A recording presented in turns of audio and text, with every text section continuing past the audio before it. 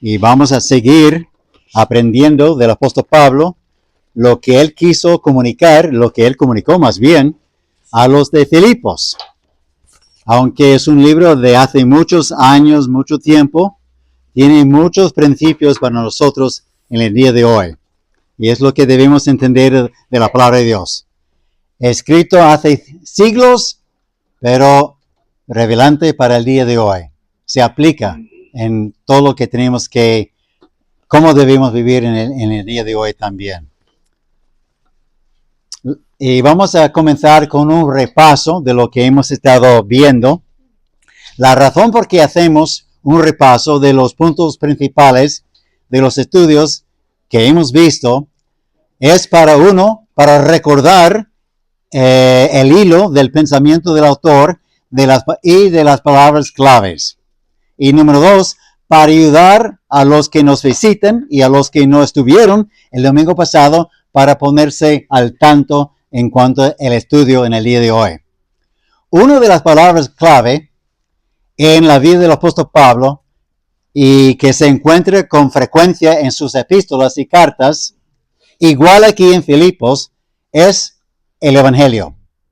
Hemos cantado sobre el Evangelio y debemos entender su relación, esa palabra, y su significado con nosotros en el día de hoy.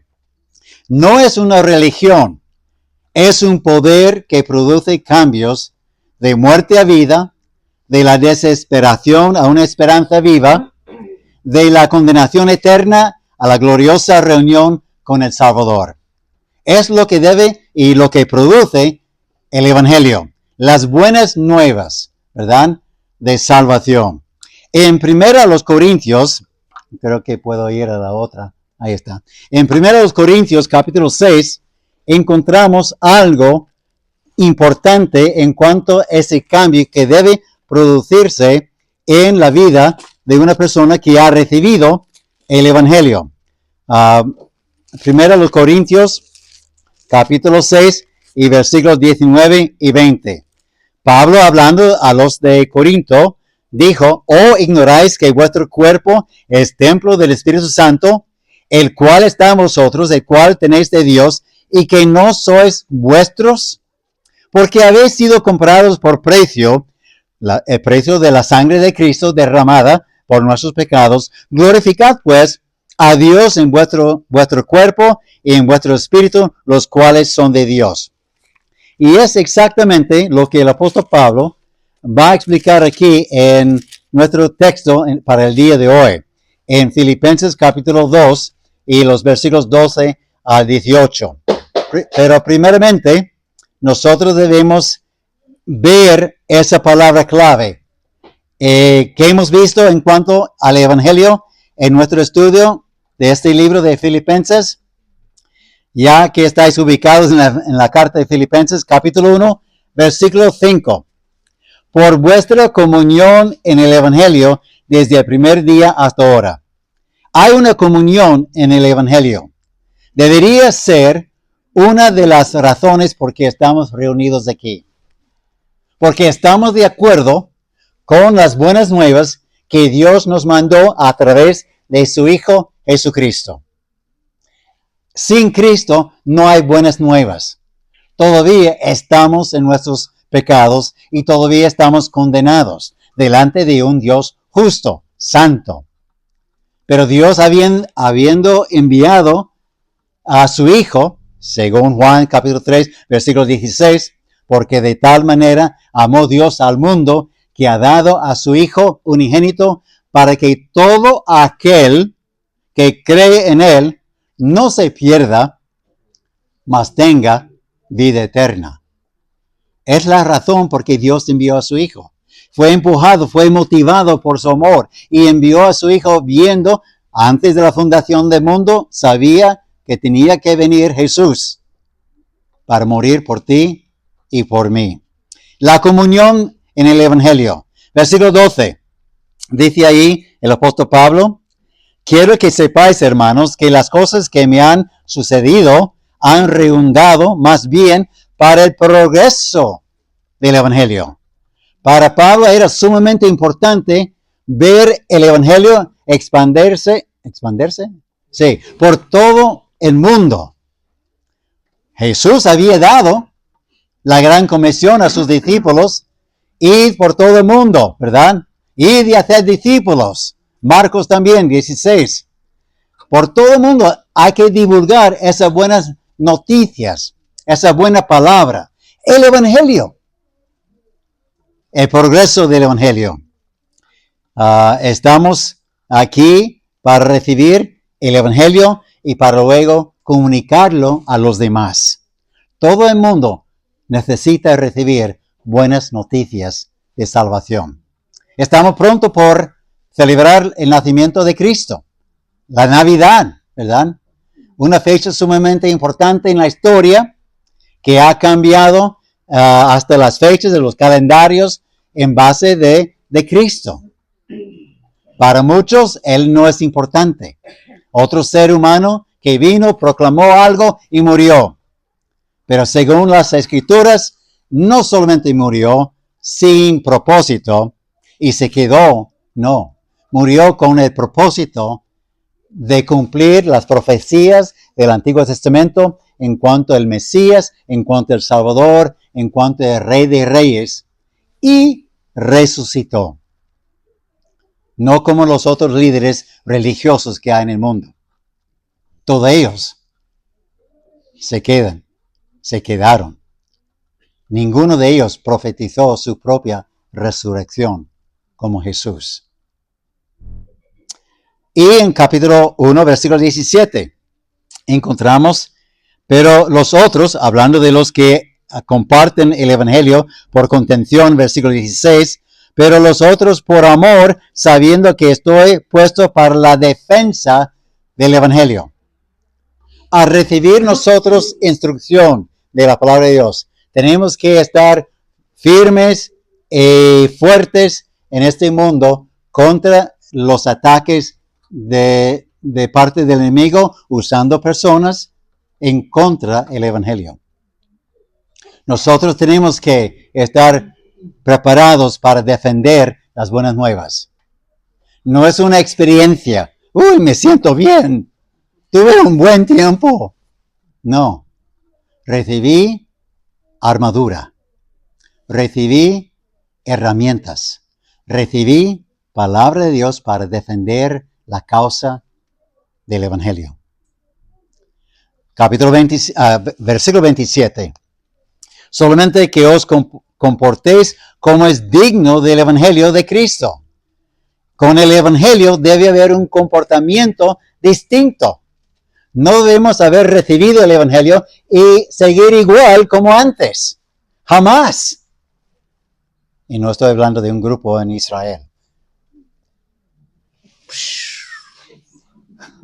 Bueno, nosotros debemos entender lo que significa comportarnos según el Evangelio. Y a mí me encanta, como dice el apóstol Pablo, solamente que os comportéis como es digno. Merece vivir distinto, representando las buenas nuevas a toda criatura. Soy un embajador de Cristo, porque Él me salvó. Porque yo no merecía nada bueno de parte de Dios por ser un pecador, apartado de Dios, un Dios santo. ¿Qué tiene un pecador con un Dios santo? Nada, a menos que ha sido rescatado por la sangre de Cristo. Un comportamiento que es digno del Evangelio. Somos embajadores de Cristo y debemos comportarnos como tal. Versículo 27 también, la última parte. Para que o sea que vaya a veros, versículo 27, o que esté ausente, oiga de vosotros que estáis firmes en un mismo espíritu, combatiendo unánimes por la fe del Evangelio. Tenemos que defender, tenemos que comunicar, tenemos que proclamar el Evangelio, aunque nos cueste la vida. Y muchos han muerto por la causa de Cristo. Hasta el día de hoy. En la historia se ve los que fueron matados por la religión, por la causa de Cristo. Hoy en día la religión sigue matando a los seguidores de Cristo. ¿Por qué? ¿Por qué quieren matar a los seguidores de Cristo? Hay que pensarlo bien. ¿Qué tiene Cristo que las religiones del mundo no tienen? ¿Por qué los países comunistas prohíben la cristiandad, el cristianismo, la fe cristiana? ¿Por qué hay persecución de parte de otros países, de otras religiones? Cualquier otra religión puede entrar menos el cristianismo. ¿Por qué? Hay que pensarlo bien. Capítulo 2, versículo 1, comienza con las palabras por tanto. Por tanto, comienza con las palabras por tanto, las cuales significan que si hayas recibido el Evangelio, debería ser notable, evidente, por lo que se encuentra en los versículos 3 y 4. Capítulo 2, versículos 3 y 4. Nada hagáis por contienda o por vanagloria, antes bien con humildad, estimando cada uno de los demás como superiores a él mismo. Versículo 4, 2:4. No mirando cada uno por lo suyo propio, sino cada cual también por lo de los otros. Entonces tengo otro enfoque. Ya no estoy pensando en mí mismo por lo que ha hecho el Evangelio. No solamente un cambio externo debe aparecer en nosotros por el Evangelio, pero también un cambio desde adentro. Una manera de pensar distinto. Una manera distinta para pensar. Después, Pablo sigue en los versículos 5 al 9, dándonos un ejemplo de la humildad en la kenosis, la kenosis, la palabra griega que significa la humillación de Cristo. Todo lo que significa humillarse. El que estaba entre Padre, Hijo, Espíritu Santo en la presencia, en su presencia igual a Dios, el verbo, ¿verdad? El verbo que fue hecho carne, Juan, el Evangelio de San Juan, capítulo 1, versículo 1, y estaba ahí, y vino, y tomó forma de hombre, se vistió como hombre, en carne, se humilló. ¿Hasta dónde? Dice ahí, en el versículo muerte, ¿verdad? Versículo 8, 2:8. Y estando en la condición de hombre, se humilló a sí mismo, haciéndose obediente hasta la muerte y muerte de cruz.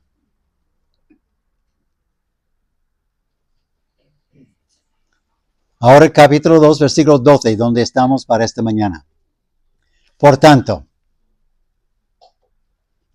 tenemos por segunda vez las palabras por tanto, las cuales significan que si nuestro Salvador nos dio este ejemplo, debemos hacer igual como los seguidores de Él, Si Él es nuestro ejemplo, debemos aprender de Él, debemos seguirle, debemos imitarle también en cuanto a sus enseñanzas. ¿Qué influencia tienen las enseñanzas de Cristo en tu vida, en mi vida, en nuestra vida?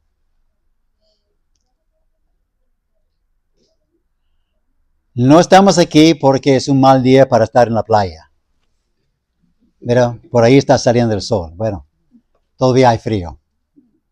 No estamos aquí porque el fútbol americano en el estadio de Bernabéu está en Madrid y cuesta hasta 5,000 euros un asiento. Un amigo mío me invitó para ver el juego.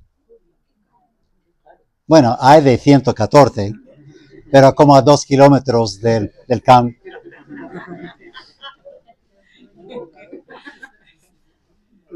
Pero los de más cerca llegan yo vi todos los precios.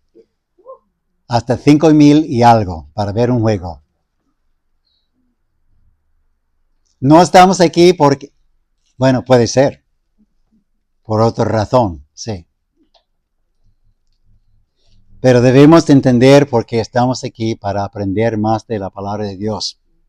Por tanto, dijo Pablo, amados míos, como siempre habéis obedecido, versículo 12, no como en mi presencia solamente, sino mucho más ahora en mi ausencia, ocupaos de vuestra salvación con temor y temblor.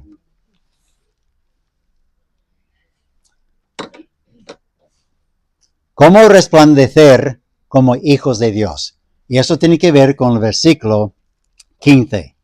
¿Para qué?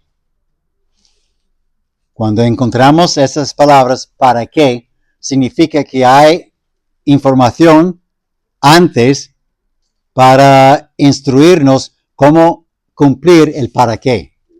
Para que seáis irreprensibles y sencillos, hijos de Dios, sin mancha en medio de una generación maligna y perversa. Versículo 15, en medio de la cual resplandecéis como luminares en el mundo. Lo que yo estoy odiando en el día de hoy son los bombillas del coche, ¿cómo se llama eso?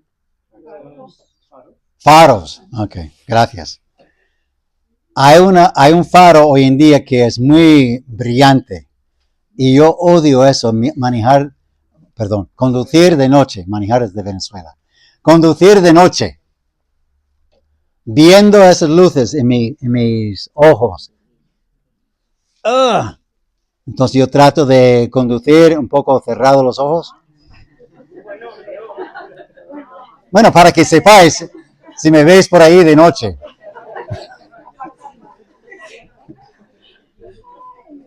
Tratando de conducir bien, ¿no? Pero eso me molesta mucho. Pero así debemos ser nosotros en este mundo. Una luz que la gente dice, para algunos, yo no soporto eso. Muy brillante, cúbrete, cámbiate, sea como nosotros. Eso me hace recordar, no está ahí, ¿no? Daniel capítulo 3, versículos 14 a 18, solamente algo en cuanto a la historia. El rey puso una estatua grande y quería que todo el mundo arrodillara delante de la estatua. Pero esos 3 amigos de Daniel, Sadrach, Mesach, Abednego, ellos se quedaron de pie. ¿Tú puedes imaginar el momento? Todo el mundo en esa ciudad arrodillado, inclinado, delante de la estatua de ese ídolo y 3 hombres de pie. Ahora, ¿tú piensas que 3 hombres de pie es muy notable? ¿Es muy evidente ver 3 personas de pie cuando todo el mundo? ¿Qué pasa? Agáchate.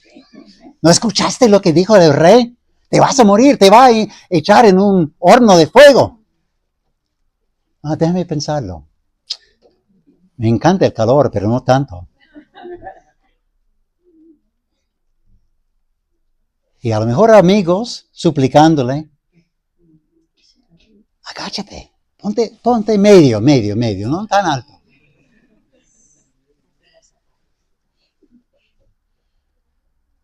Fue muy evidente que no querían obedecer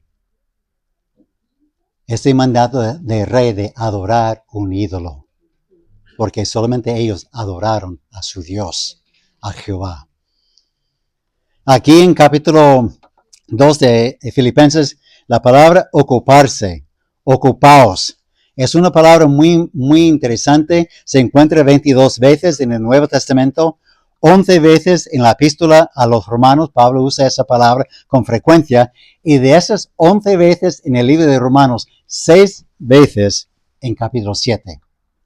¿Recuerda lo que es capítulo 7 de Romanos? La lucha de Pablo por hacer, ejercer, cumplir con sus deseos carnales.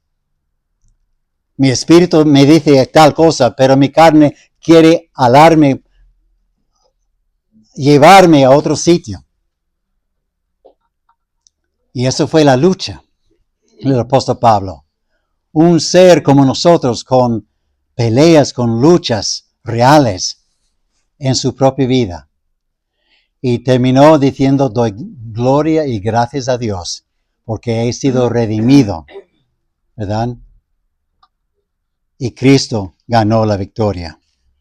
Y esos versículos están ahí mismo. Es muy importante entender que nosotros debemos ocuparnos. ¿En cuánto te ocupes? ¿Ocupes? ¿En qué? Hay deportes, hay estudios, hay música, hay el arte, hay una profesión de X cosa. Nos es fácil ocuparnos de lleno en algo.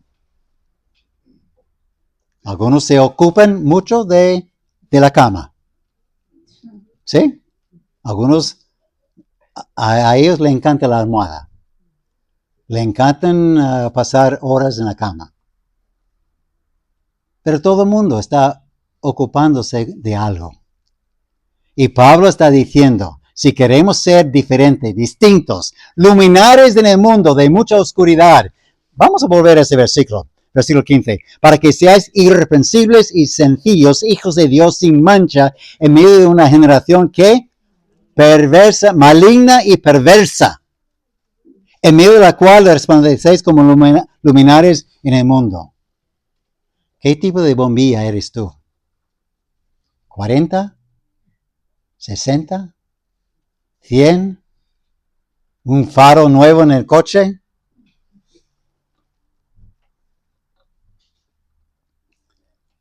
Versículo 13. Porque Dios es el que en vosotros produce así el querer como el hacer por su buena voluntad. Dios está obrando. Ahora, la cosa es si estamos yendo con Dios en ese trabajo. Debe haber un niño allá jugando con las luces. No es un preaviso. No tengo solamente 5 minutos más.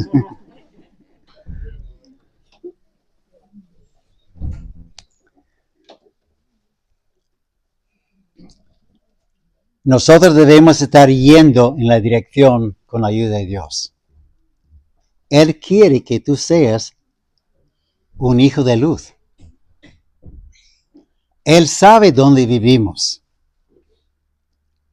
Un mundo perverso, maligno, muchas tentaciones, muchas distracciones. ¿Se puede resistir la obra de Dios en la vida de uno? La obra de Dios en ti, que tú seas semejante a su Hijo Jesucristo. Pero encontramos en Hebreos, ¿está ahí? No está ahí. Sí. Bueno, Hebreos capítulo 3. Es para luego. Hebreos capítulo 3. Encontramos 3 veces que el autor nos da una advertencia. Capítulo 3, versículo 7. Por lo cual, como dice el Espíritu Santo, si oyeres hoy su voz, no endurezcáis vuestros corazones. Versículo 15. Entre tanto se dice, si oyeres hoy su voz, no endurezcáis vuestros corazones como en la provocación. Y capítulo 4, versículo 7. La cita ahí. Si oyeres hoy su voz, no endurezcáis vuestros corazones. Una cosa es escuchar la palabra de Dios. Otra cosa es tomarla para uno mismo.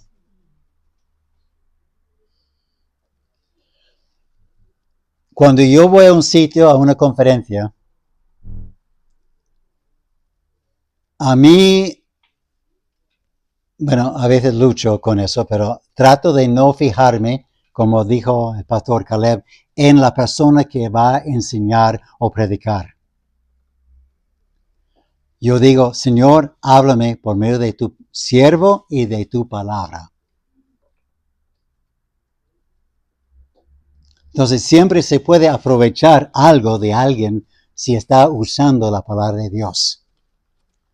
Porque no es tanto el mensajero como el mensaje. Y nos es fácil ser oidores, pero oidores que olvidadizos, según Santiago. Debemos poner por obra la palabra de Dios. Punto número 2. ¿Cómo llegar a ser hijos de luz? Que sea evidente, brillando. Versículo 14. Haced todo sin murmuraciones y contiendas. Ahí está la palabra griega, es un imperativo, es un mandato. Haced todo sin murmuraciones, quejándose. Es un problema del corazón. Es como carcoma, debilitando la fe en Dios y la comunión entre hermanos. Mire el pedazo de tarta que me dieron. Más bien, no me dieron nada. ¿Qué tipo de iglesia es esa? Es fácil quejarnos. Nos es fácil ver lo malo en muchas cosas, sin entender que Dios es un Dios soberano y Él quiere enseñarme algo a través de el inconveniente. Y es bueno, y tengo tres palabras que quiero explicar un poquito más en cuanto a esa palabra murmuración. La Septuaginta emplea regularmente el verbo afín para describir la reacción de Israel a las dificultades en el desierto. ¿Recuerda cuando estuvimos estudiando el libro de Éxodo? Se quejaron, se murmuraron, muchas murmuraciones. Ese pan, no tenemos agua, no tenemos carne, no tenemos, quejándose. Queremos volver a Egipto. Y a veces eso es la tentación de algunos. Ya no quiero ser cristiano. Quiero volver al mundo.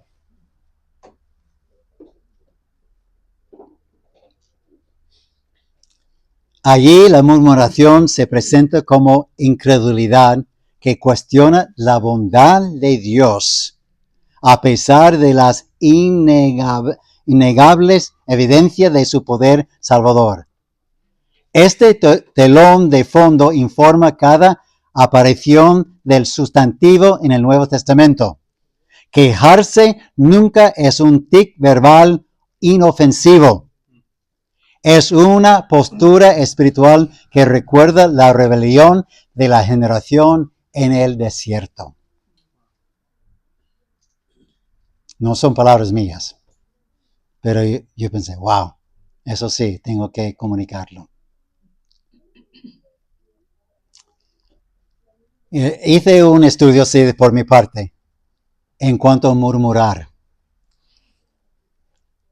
Encontramos en la palabra de Dios en el Antiguo Testamento como Dios odia, aborrece el divorcio. Pero en las escrituras no encontramos a Dios tomando algo para matar un adúltero. Hombre, sí, como los sacerdotes querían matar a esa mujer. ¿Y qué dijo Jesús? No hallo en ti nada. Anda, vete y no peques más.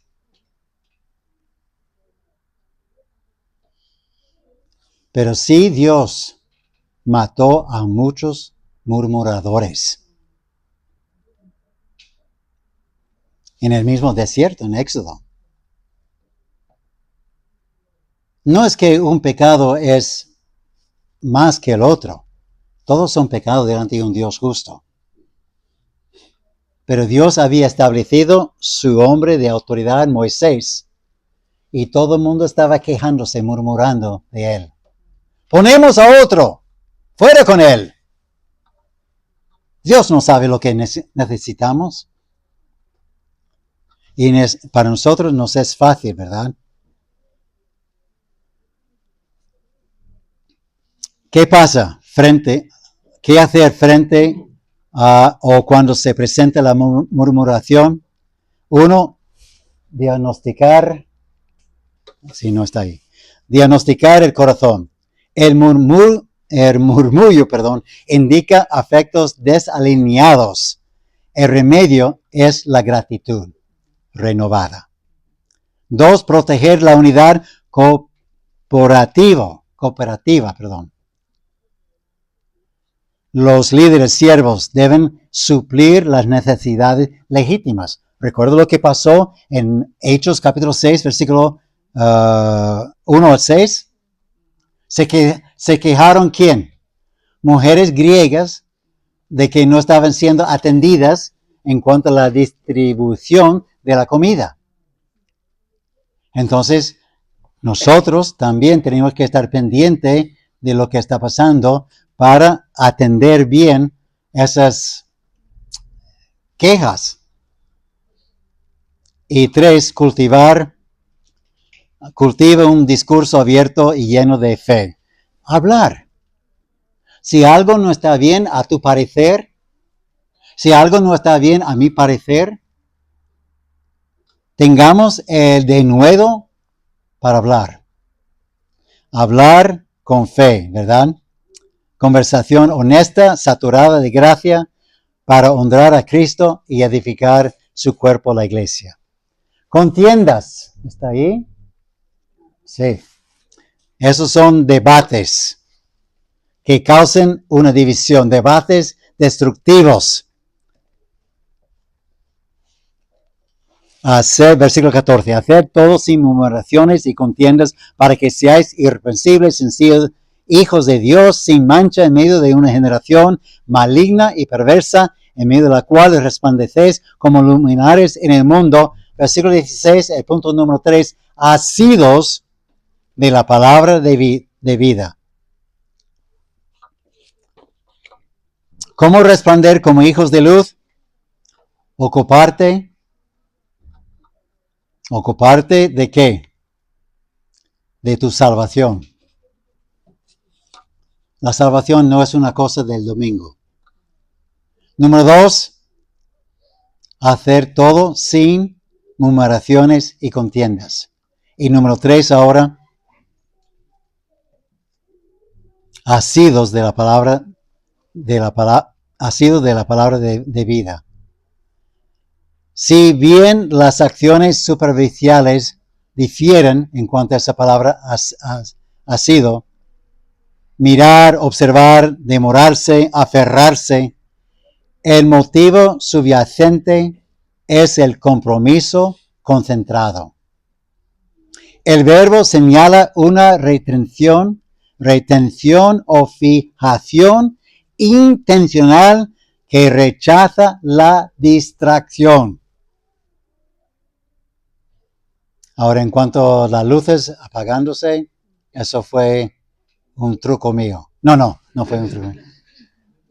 Para ver si estamos atentos, ¿verdad? Cualquier cosa puede pasar en la vida para distraernos. Para distraernos de la palabra de verdad que estudiamos también en la primera hora. El mundo es un circo, un lugar de distracciones. ¿Qué papel juega la palabra de Dios en tu vida? En mi vida. Estamos alimentándonos diariamente. Algunos comen una vez al día, otros 2 veces al día, algunos 3 veces al día. Hasta he escuchado algunos 5 veces al día. Y no hay gordura, no son personas flacas y comen 5 veces. Yo no puedo tener ese lujo.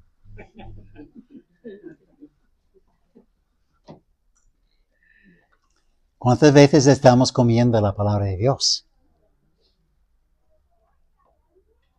Como hijos de luz tenemos que alimentarnos bien, porque la potencia de nuestra bombilla va disminuyendo y casi no se ve como una luz en medio de las tinieblas. Se ve como los demás. O hay mucho polvo encima. Por lo que hay en el mundo. Y tengo que limpiarme de todas esas cosas que está cubriendo mi bombilla. Pero con la palabra de Dios. Ya sois limpios por la palabra de Dios. Juan capítulo 15, versículo 3.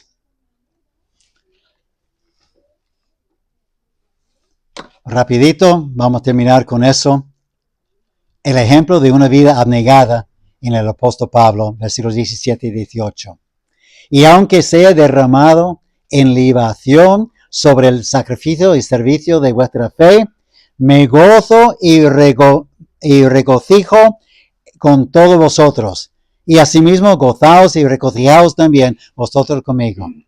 Vimos que el ejemplo de una vida abnegada vimos en Cristo Jesús. Quitó todo lo que era de él en cuanto a su gloria. Se vistió en carne y murió por nosotros. Ahora podemos ver esa misma vida abnegada en Pablo, porque encontramos aquí una palabra del Antiguo Testamento. El gozo verdadero se encuentra en servir a otros.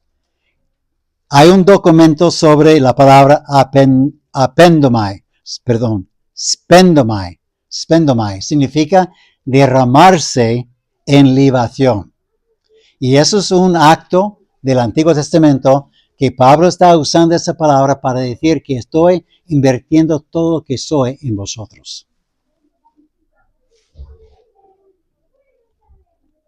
¿Ya? Ahí está la palabra.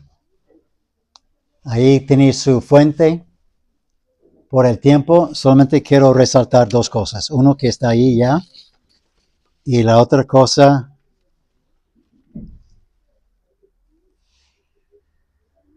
llegó a tener el significado de una devoción absoluta. El motivo de la libación subraya voluntariedad. No se forzó ninguna ofrenda de bebida del Antiguo Testamento. Fluyó voluntariamente. Irrevocable, una vez vertido, no se puede recuperar. La redención genuina es sin reservas. Centrado en Dios, la ofrenda se presenta a Dios, no a los hombres. El aplauso o el reconocimiento no pueden ser su motivación. Y el último, gozo. Pablo se regocija mientras se derrama, haciéndose eco del tono festivo de la ceremonia original. Si a alguien le gustaría tener